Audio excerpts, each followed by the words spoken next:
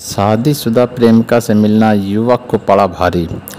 शादीशुदा प्रेमिका के घर पे कोई भी व्यक्ति के न होने का फ़ायदा उठाकर मिलने पहुंचे युवक को मिलना पड़ गया भारी।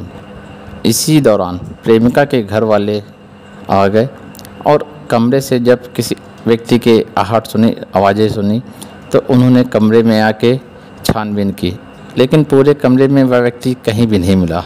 लेकिन तभी प्रेमिका के पति की नज़र वहाँ पे रखे इस बड़े संदूक बॉक्स में पड़ी, जिसमें कि कुंडी अंदर की तरफ से लगी हुई थी। संदूक बॉक्स खोलते ही प्रेमी बिना कपड़ों के अर्धनग्न अवस्था में बैठा था, जिस पर प्रेम महिला के पति ने उसको लाठी डंडों से पीटना प्रारंभ कर दिया और फिर कपड़े पहनाकर घर के बाहर, जहाँ पर ग्रामीणों ने भी उसकी जमकर पिटाई की। संवाददाता करण सिंह की खास रिपोर्ट।